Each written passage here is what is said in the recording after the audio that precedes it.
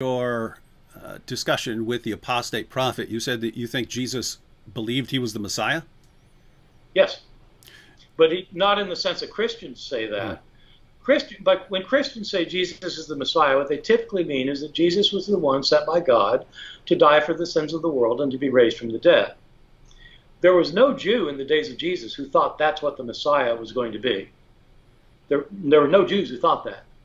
Um, the Messiah was going to, they had different expectations of the Messiah. So depending which Jewish sources you're reading, but the most common view is that the Messiah was going to be a descendant of David, who, like David, would be a political figure, a warrior, who drove out the enemy and became the king over a sovereign state of Israel.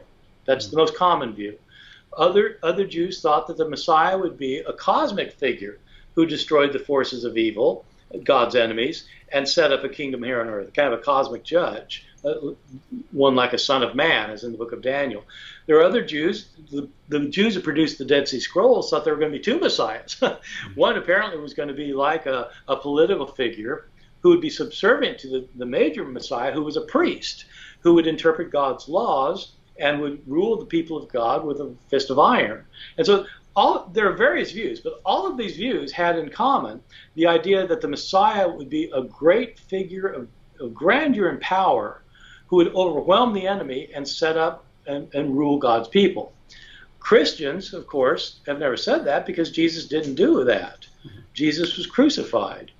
And then they believed he got raised from the dead.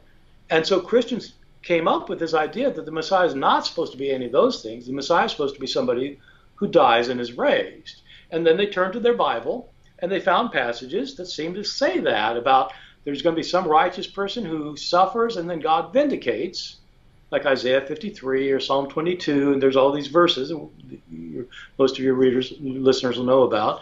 And they claim that's talking about the Messiah. And that's where the idea of a suffering Messiah came from. Those passages, by the way, never talk about the Messiah. Oh yeah, read Isaiah 53 and look for the word Messiah sometime. It's Um, not there.